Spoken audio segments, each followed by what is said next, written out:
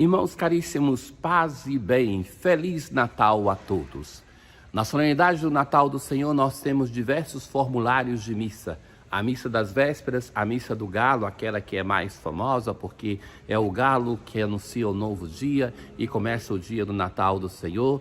Depois nós temos a própria missa da aurora, já para ser celebrada no início do novo dia, o dia do Natal do Senhor, e a missa durante o dia. Na nossa reflexão de hoje, nós iremos aproveitar-nos das leituras da missa do dia do Natal. O tema grande deste dia é o tema da luz. É o tema comum em todos os formulários, em diversas leituras do dia do Natal do Senhor. Se na Páscoa da Ressurreição nós temos toda a liturgia do fogo e da luz, o fogo novo que entra na igreja para anunciar o ressuscitado, é do anúncio da Páscoa, da celebração da Páscoa, que brota o calendário litúrgico da igreja. E o Natal também se aproveita desse símbolo muito difuso no Antigo Testamento para anunciar que aquele que chegou, o Senhor, é a luz do mundo. É Ele que ilumina a nossa vida, a igreja e o mundo inteiro. Na antífona de entrada de hoje, um menino nasceu para nós, um filho nos foi dado. O poder repousa sobre seus ombros, ele será chamado mensageiro do conselho de Deus. A primeira leitura do profeta Isaías. Como são belos, andando sobre os montes, os pés de quem anuncia e prega a paz. O povo de Israel está na Babilônia, na opressão da Babilônia, e assim ele se pergunta: mas onde está o nosso Deus? Aquilo tudo que ele prometeu, o que está acontecendo? Ele está ou não próximo de nós? E o profeta vai anunciar: ele está, ele chegou, ele vem libertar o seu povo. Como são belos os seus pés que caminham entre nós. E a chegada do Senhor vai sendo percebida por todas aquelas pessoas que estão nas ruínas de Jerusalém. Ouve-se a voz de teus vigias, exultantes de alegria. Sabem que verão com os próprios olhos o Senhor voltar a Sião. O Senhor mesmo vai vir para libertar o seu povo. As sentinelas observam isso, que Ele mesmo, o Senhor, chegou. Alegrai-vos e exultai, ao mesmo tempo, ó ruínas de Jerusalém. O Senhor consolou o seu povo. O Senhor desnudou o seu braço forte aos olhos de todas as nações. Não só a cidade de Jerusalém, mas todas as nações do mundo verão que o Senhor chegou para Sião, para Jerusalém, que o Senhor veio para o seu povo. Todos os confins da terra hão de ver a salvação que vem do nosso Deus. É um anúncio de salvação que é não somente para o povo de Israel, mas para todos os povos da terra. É um grande anúncio de alegria. Todos são chamados com verbos diferentes para participar desta alegria. As sentinelas, vigias da cidade de Jerusalém, as próprias ruínas de Jerusalém, os estrangeiros, as nações vizinhas, as nações distantes, todos devem se alegrar, exultar de alegria, saltar jubilantes, porque o Senhor chegou.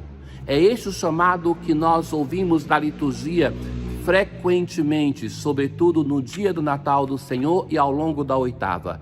Ele chegou, alegremo-nos, vençamos a tristeza, porque nós também, no nosso hoje, na nossa história, muitas vezes podemos duvidar da presença de Deus. Ele está conosco de verdade ou não está? Sim, Ele está conosco. O Senhor não abandona o seu povo. Cantai ao Senhor Deus um canto novo, porque Ele fez prodígios. A este canto novo, nós somos chamados em diversos salmos neste dia do Natal do Senhor. Não basta repetir os cantos velhos, mas o Natal é uma novidade tão grande que é preciso um canto novo para expressar essa alegria. Sua mão e seu braço forte e santo alcançaram-lhe a vitória. O Senhor fez conhecer a salvação e as nações sua justiça. Os confins do universo contemplaram a salvação do nosso Deus. Alegrai-vos e exultai, cantai salmos ao Senhor ao som da harpa. A segunda leitura de hoje da carta aos Hebreus Ela começa de um modo solene, é propriamente o início da carta aos Hebreus.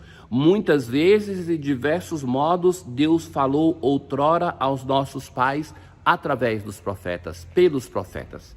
Deus preparou, foi se tornando sempre mais próximo da sua humanidade. A um momento ele se apercebeu, e nós vimos isso no Advento, que não bastava enviar um ser humano, mas ele mesmo tinha que entrar na história da humanidade. E então, nesses dias que são os últimos, ele nos falou por meio do seu Filho.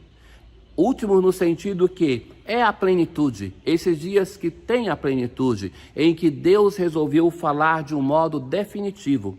Esse Filho é herdeiro de todas as coisas, pelo qual ele criou o universo. É esplendor da glória do Pai e expressão do seu ser. Ele é a manifestação do próprio Deus. Ele foi colocado tanto acima dos anjos que somente para ele se diz: Tu és o meu filho, eu hoje te gerei. E ainda, eu serei para ele um pai, e ele será para mim um filho. E ainda, todos os anjos devem adorá-lo. Na aclamação ao Evangelho de hoje, despontou o santo dia para nós. Ó nações, vinde adorar o Senhor Deus, porque hoje grande luz brilhou na terra. Nós escutamos na missa do dia do Natal o prólogo, a introdução do Evangelho de São João. Os outros evangelistas começam a narrar a vida de Jesus aqui na terra. João olha além, por isso é águia.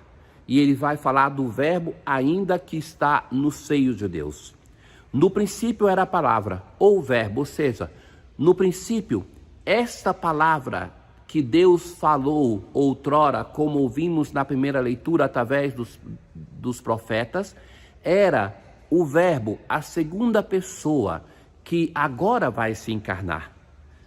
E a palavra estava com Deus. Tudo foi feito por ela.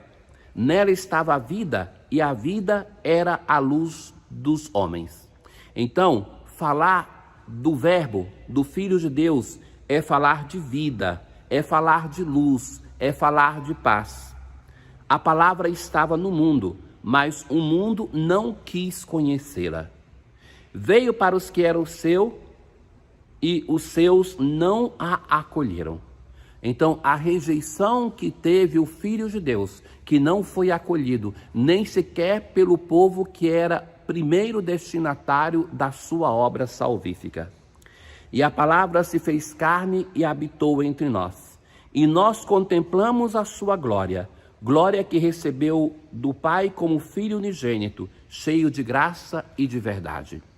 Ora, assim sendo, a primeira parte do prólogo nos fala dessa palavra que está junto a Deus.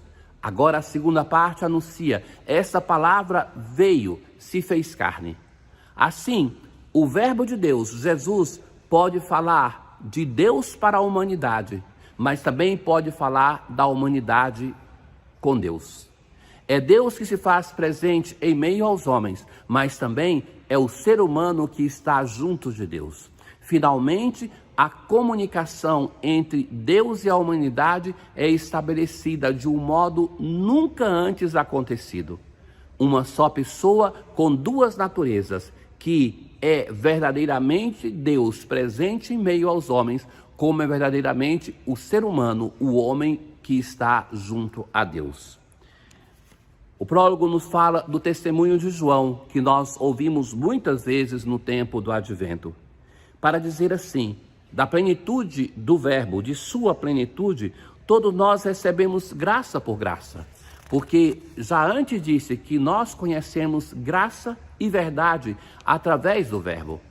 A graça porque nós nada fizemos para merecer tal fato, que Deus se tornasse um de nós. É um dom gratuito, mas revela a verdade que, como o próprio Jesus vai dizer, que Ele é caminho, é verdade e vida. A Deus ninguém jamais viu, mas o unigênito de Deus, que já está na intimidade do Pai, Ele nos deu a conhecer. Queremos e podemos conhecer quem é Deus agora, através do Deus encarnado. O Natal é para nós este grande dom Deus finalmente se revela na sua plenitude e nós podemos assim saber o que pensa Deus, como Deus age, como Deus sente, como é a fisionomia, o corpo de Deus. Ó Deus, que admiravelmente criastes o ser humano e mais admiravelmente restabelecestes a sua dignidade. Dai-nos participar da divindade do vosso Filho, que se dignou assumir a nossa humanidade. Um feliz Natal do Senhor para você, para toda a sua família, para as suas comunidades. Que de fato o Senhor que veio ao nosso encontro, encontre em cada um de nós um coração, uma pessoa aonde ele possa nascer e renascer constantemente. Feliz Natal do Senhor.